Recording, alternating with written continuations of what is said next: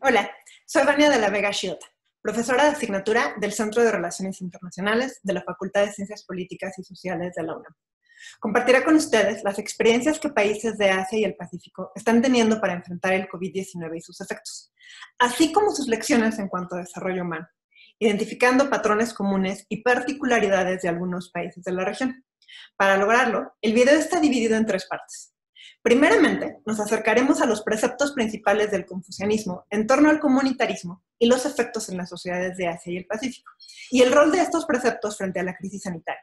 Posteriormente, señalaré algunos avances tecnológicos que, si bien ya existían, han encontrado en la pandemia la oportunidad de ser utilizados intensivamente. Finalmente, haré algunos señalamientos con respecto a sectores vulnerables de la pandemia, no en términos clínicos, sino en términos sociales. Confucio vivió en el siglo VI antes de la Era Común y es conocido como el primer maestro en China, que pensaba que la educación era un valor esencial. Rechazaba la guerra y logró conformar un grupo de seguidores a quien transmitió sus enseñanzas. El confucianismo es una doctrina originada en la dinastía Han, entre el siglo II antes de la Era Común y el siglo III de la Era Común, cuyos preceptos no solo se extendieron hacia los países de Asia del Este y el Sudeste Asiático, sino que se han conservado y consolidado a lo largo de los siglos, los gobiernos y los cambios sociales. Si bien la mayoría de las sociedades asiáticas no la describen como la filosofía moral que rige sus vidas, basta explorar las relaciones entre gobierno y gobernados, padre e hijo, hombre y mujer, para comprender que las nociones confucianas siguen siendo válidas para entender estas sociedades y que suelen ser la base de los llamados valores asiáticos.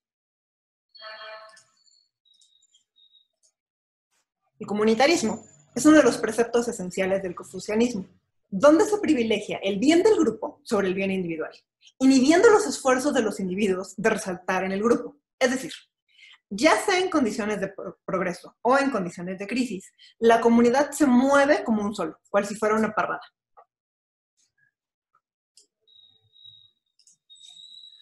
El caso específico del COVID-19 es un ejemplo claro del comunitarismo, es el uso del cubrebocas.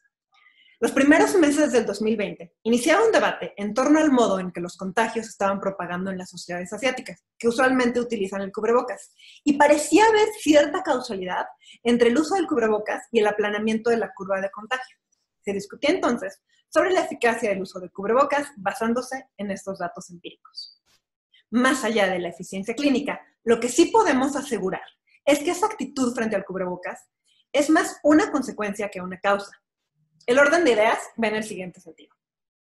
Yo no sé si estoy enferma o no, pero mi disciplina y responsabilidad con la sociedad me obliga a usar cubrebocas para proteger a los demás de un posible contagio de mi parte. Cuestiones como la comodidad, la estética y demás quejas que solemos tener en otras sociedades simplemente están fuera de orden. No solo por el razonamiento centrado en la comunidad, sino porque antes del COVID esta lógica ya existía con los resfriados comunes. Y el uso de cubrebocas está ampliamente extendido. Los hay de colores, de tela, desechables, para resfriados, para el polen, aquellos que no arruinan el maquillaje. Incluso comienza a haber tendencias de moda para resaltar los ojos o para simplemente pasar desapercibido. Es posible pensar que esas precauciones tomadas por la sociedad en cuanto inició la crisis sanitaria ayudaron a las reacciones gubernamentales, que en algunos países llegaron después. Por ejemplo, el gobierno de Japón se enfrentó a la difícil decisión de conservar, cancelar o postergar los Juegos Olímpicos de verano en Tokio, así como decidir qué hacer con los cruceros que se encontraban en los puertos de Nagasaki y Yokohama, con pacientes que presentaban síntomas similares al COVID-19.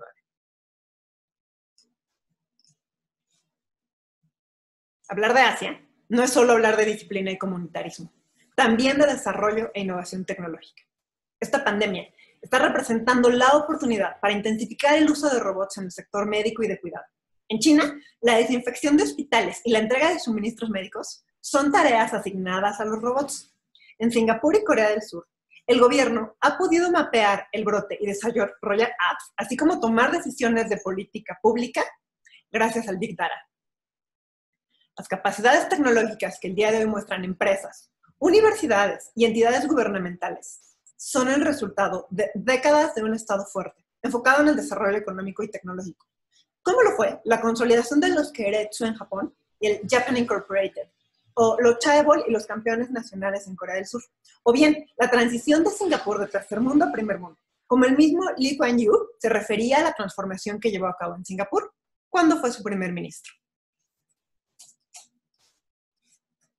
Sin embargo, además de las buenas noticias, hay sectores más vulnerables que otros.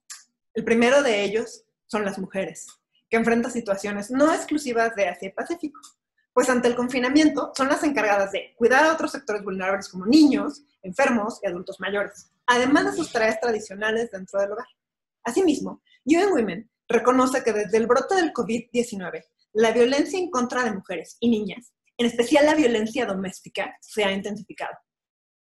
Si bien las causas pueden ser la convivencia permanente con el agresor debido al confinamiento, también el problema económico reflejado en recortes de salario puede producir reacciones violentas. En Singapur, los reportes de violencia se han incrementado en un 33%.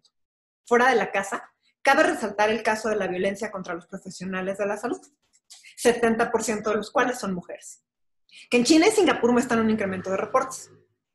Asimismo, Japón ofrece servicios para las víctimas de violencia doméstica vía email y mensajes de texto, que incluyen servicios policiales y hospitalarios, y está disponible en japonés, inglés y chino. Han anunciado que otras lenguas estarán disponibles a partir de mayo de 2020. Por otro lado, sociedades donde el individualismo comienza a vencer al confucianismo, sobre todo después de la Segunda Guerra Mundial, con la democratización de la región. Los adultos mayores es común que vivan solos en países como Corea y Japón, y que tengan las condiciones para valerse por sí mismos, sobre todo cuando hijos y nietos viven en ciudades grandes, y ellos se encuentran en sus propias casas. No es poco común que adultos mayores fallezcan sin que la familia se entere de inmediato. Lo mismo si están enfermos. Ellos, la mayoría de las veces, prefieren atenderse solos a, comillas, molestar a sus familias. En el sudeste asiático, en contraste, la mayoría de los adultos viven con sus hijos y ayudan en la formación de sus nietos. En Filipinas, cuando inició la pandemia, significó una cuarentena para 60 millones de personas, solo en la isla de Luzón, donde mucha gente vive en barrios marginados, con problemas previos de hacinamiento e higiene. La Organización Mundial de la Salud ha indicado que los hombres de edad avanzada son los más susceptibles al virus. Incluso, el Centro Chino para el Control y la Prevención de Enfermedades realizó un estudio de 72,000 casos en China. La tasa de letalidad era del 2.3%. Sin embargo, el 45% de las hospitalizaciones, 53% de casos en terapia intensiva y 80% de las defunciones implicaban adultos mayores. Finalmente, los migrantes representan uno de los sectores más vulnerables. No solo por las pocas redes de apoyo a las que pueden acceder, sino porque la pandemia está poniendo en evidencia la marginación que viven de manera cotidiana, el hacinamiento, la falta de acceso a servicios de salud pública e incluso un inexistente registro que los pueda identificar y contactar a sus familias en sus países de origen si llegaran a enfermar.